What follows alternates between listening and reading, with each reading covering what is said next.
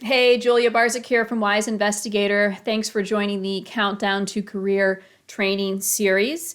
My goal here is to give you actionable, manageable steps throughout the course of this upcoming year to put you in the best position possible for submission to the NSF Career program.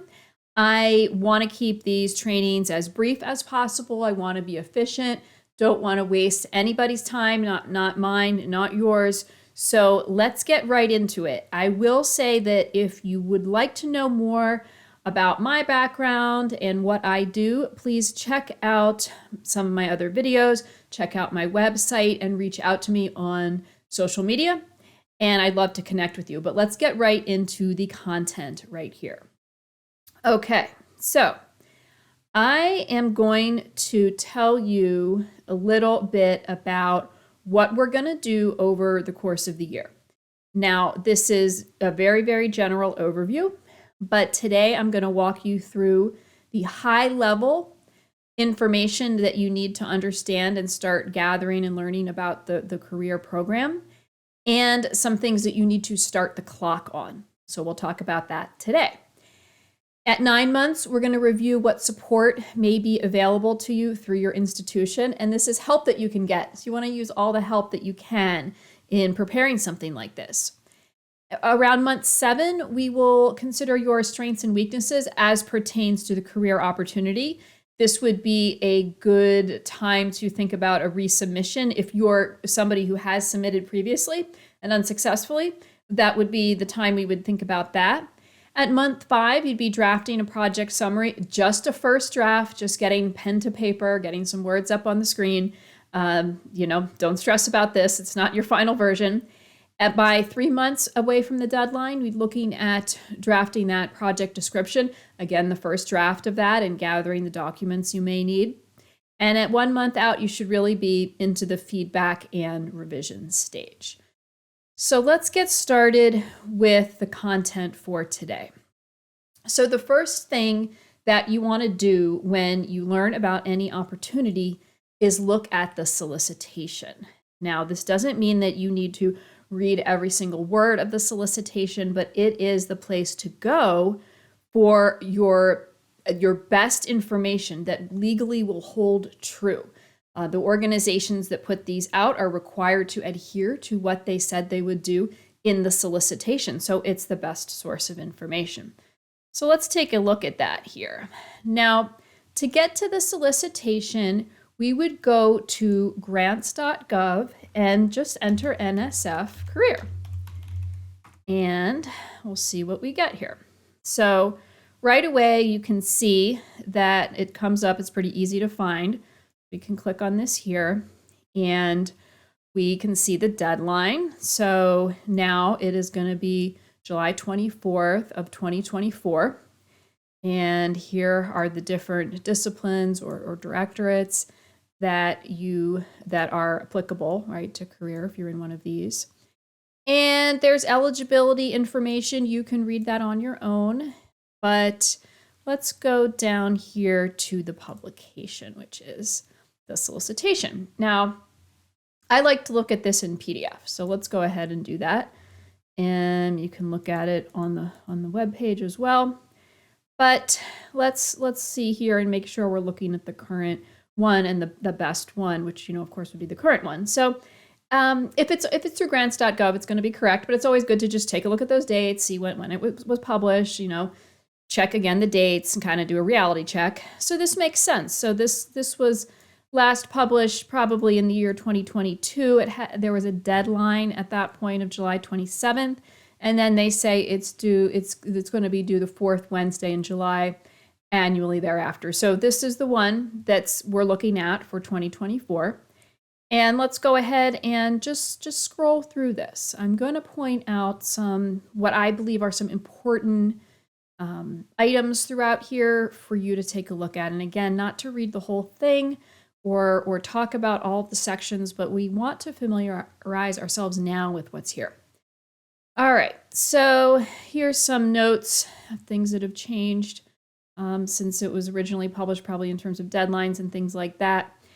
Now, this is one paragraph I want to read here, or at least talk about a little bit more in depth. It's the career summary, synopsis of program. So here it says that this is the NSF's it is the most prestigious award for early career faculty. Okay, most prestigious award. So when I read this, what this says to me is that it's going to be important for you to have a really well-crafted proposal package, and it should be well edited and wrapped up with a bow pretty nicely. Of course, whenever you submit a proposal, you want to make sure that it's, in good shape. It's edited, it's copy edited, it's proofread, and it's, been looked at by another set of eyes besides your own. But especially for any award where it's not just about the research, it's really an honor, and it's recognizing the recipient for something that includes doing important research, but is broader than that. And so what this tells me is that you do want to plan ahead. You do want to make sure that you've had the time, at the end of the process to review your package, to do that extra round of editing and proofreading, because it's a prestigious award, and they're saying that right there. So when I see that word prestigious, they're acknowledging it as very prestigious. This would indicate that it's going to require a good bit of care and preparation, and not something that's likely to be successful if it's kind of thrown together at the end, which you're talking about just doing research. At some agencies, you could throw something together pretty quickly if it's a really good research idea and get it supported, and that's fine and good. But I don't think we want to take that approach with career. Okay, so we know that it's for those who have the potential to serve as academic role models in research and education. They're going to lead advances that will support their department or their school or their organization. And it's setting you up, it's part of what would set you up and support you building a foundation that's going to lead to your future activities that involve integrating education and research. So probably know that's an important part of the career program, and we'll talk about that more throughout the year. So that is the really important part that you should read and really kind of commit to memory. But it's just 4 lines here. We're not going to talk about PCASE. Here's just some general contact information for the program. Let's see. We're not going to talk about eligibility. You can read that and find that out on your own, or ask your institution if you have any questions. And then we're going to open up this document to the NSF Proposal and Award Policy and Procedures Guide, or the PAPG, and we'll look at that briefly today. And we note that they're starting to give some info on how it's going to be evaluated. So this is merit review criteria that adheres to the standards of the National Science Board. We'll revisit that. Here's our table of contents. This reviews what we talked about. And here's a bit broader description of the program. And we talk about inspired teaching, enthusiastic learning, and disseminating new knowledge. Once again, integration of research and education. That creates a synergy and stimulates learning. Okay. So more information on integration of research and education. I suggest that you read this. There's the PCASE, and eligibility we're not going to discuss. Proposal preparation, again, we'll go back to that. And project description, so this is important stuff, but we're not going to talk about that now. And cross-disciplinary, so if you're thinking that your work is interdisciplinary, cross-disciplinary, multidisciplinary, transdisciplinary, etc. This is something that you want to read carefully and get some advice on, because it's easy to get tripped up when you're in an interdisciplinary situation. So if you're thinking that your work goes that way, take a look at that. And same thing if you are thinking about working with anybody outside of the United States, you want to read this, start asking questions, and make sure that what you would propose could work for this. You know, it's a single PI award, but you could have collaborators or field areas outside the US. Now would be a good time to start asking questions about that in terms of what's allowed. So we've got the other pieces that are needed, like the biosketch and the department letter, details on what's expected or required for that and what's not allowed, and more if you're going to do P-case. Timeline, of course, that's important, and that would be your institution would give you their timeline for when they need it. And then what happens after it's submitted, some info on budget and grants.gov, how it's going to be evaluated. There's more information on that again in the PAPG, which we'll look at, and then they're linking to another document that relates to the merit review process. Oh, we've got more description of that here. And you are probably familiar with the intellectual merit and the broader impacts criteria. So we'll talk about that later, talk about it a little bit today. And there's the different ways that it can be evaluated by panel or ad hoc or one-off evaluations or a combination. And then what happens if you're selected, conditions for the award. If you're funded, then what's going to happen in terms of your reporting. And go down here to agency context. So I'm going to scroll back up to that, but let's just finish scrolling through here and make sure we get throughout the entire document and we don't miss anything. Other info, about the website, about NSF, some general contacts, Privacy Act. We go all the way down. Okay, we got it.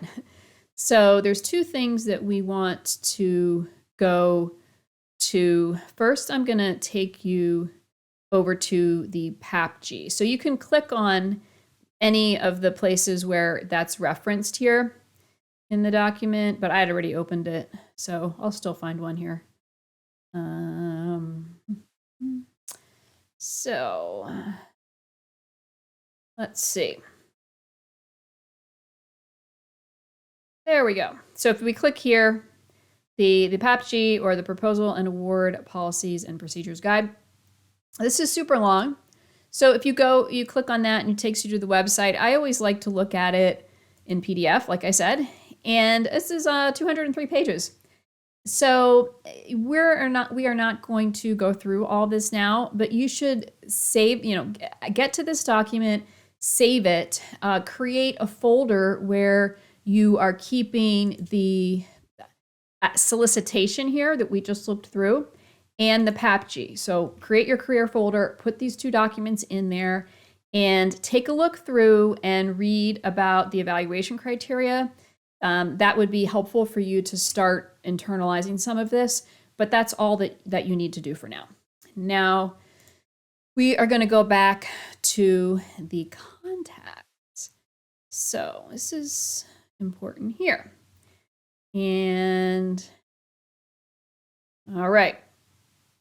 Now, I want to point out here that there is a general career program email address and phone number. So we're going to talk about getting in touch with your actual technical point of contacts. But if you're having problems with that, don't forget that if you're having problems with that, or you even need help identifying who the right person would be, make use of this phone number and this email address, because that's an opportunity to, another opportunity or another way of reaching out and getting in touch with someone who could put you in touch with the right person, or they may be able to answer general questions about your eligibility and things like that. So don't forget that information is here. Now, the points of contact, you're going to go over to the NSF site, And you are probably familiar with some of the points of contact or the program officers who are in your discipline. So you should be looking through here and finding the people that are relevant to you. Now, I want to point out something that I see a couple instances here, actually, where there are people in, two roles. Okay, this person is the general contact for the bio directorate and also the contact for molecular and cellular biosciences. So when people are listed multiple times, it could be something to do with their location in the organizational chart, or it could even be that they are managing two directorates or divisions or programs. And what my point here is that a lot of these people are very busy. So don't feel like there's anything personal about them not reaching out or not responding to you right away, but you should continue to try to reach them. And yeah, see, here's somebody who is listed under two different, one division and then the Office of Polar Programs. So this is something that you need to keep in mind in terms of the challenge in reaching them. So we're going to talk about this more now. We've already gone over looking at the solicitation, reading those important parts, and keeping those somewhere, in a folder somewhere that works for you. So you have those. Now, you're going to identify the correct program officer, and then after that, if you are on LinkedIn, which I recommend that you are on LinkedIn, just send them a connection request. You don't have to write a message if they're on LinkedIn too, right? Not all of the points of contact have a profile or are active on LinkedIn. But if they are on LinkedIn and they're active on LinkedIn, you just send them a connection request. You do not need to write a note introducing yourself or anything like that. If they're in a role like this and they see an academic making a connection request, that makes complete sense why you would be contacting or asking to connect with that person. So that's it. Then they would, if they're on LinkedIn and active, they'll accept the request, and then you will have that person in your LinkedIn network. That's all you need to do about that for now. If you're not on LinkedIn, consider getting there, but let's just move on to the next bullet here then. The other thing you want to do with this person is offer to serve as an evaluator. So this is something that's actually recommended directly by NSF in one of the NSF career webinars. So what the NSF point of contact recommended was that you email the program director, program officer, I'm going to call them the technical point of contact, and you send them your biosketch, like a 2-page biosketch, and you send them keywords of areas that you are qualified to perform evaluations in. So at this point, what we want to do is just make contact with the program officer and ask to serve as an evaluator. You don't need to start asking about the career program yet. You don't need to present any ideas to them at this point in time. Just focus on making contact and offering, again, to serve as an evaluator. So I spoke with someone recently who is 2 years into a faculty position and who was awarded the NSF or the NSF Career Award on their first submission, so the first try. And again, only 2 years into the position. And this person told me that even though they were within the 2 years that they were in the faculty position, they had evaluated 5 NSF proposals, and that they specifically studied those proposals or learned from the way they were written in a way that prepared them very well to have success in the first try with their own NSF career proposal. So offer to serve as an evaluator. Now, the last thing that I'm going to suggest you do at this point in time is assess where you are with your broader impacts / your outreach. Now, broader impacts is broad. That can mean, relate to many different things like, developing technologies, if industry wants to use some of your research, national security, all different types of broader impacts can exist.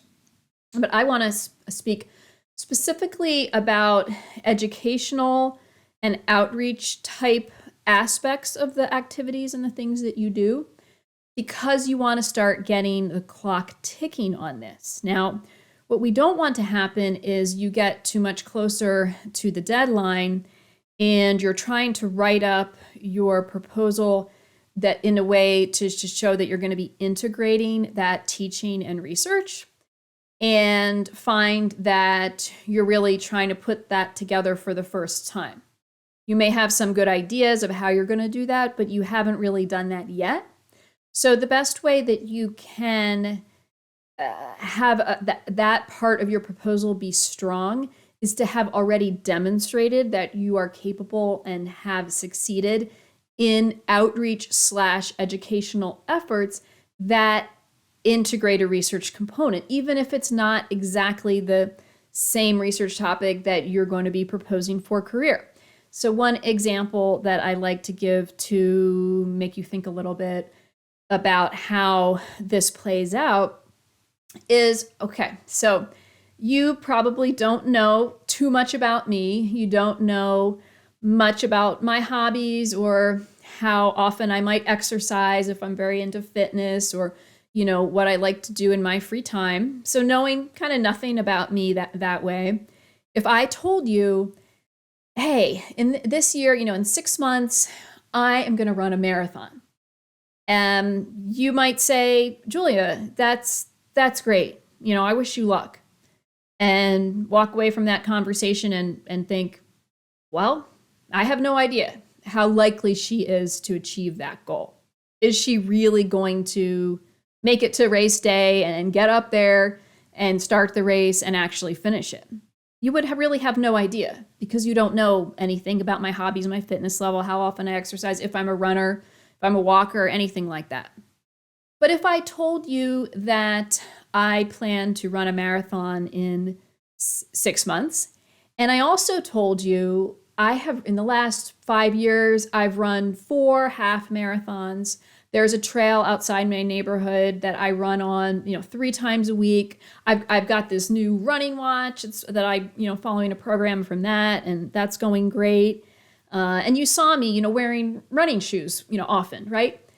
Then that would be a lot more believable that I could actually do what I'm saying that I'm going to do and complete that marathon in 6 months. So this is what we want.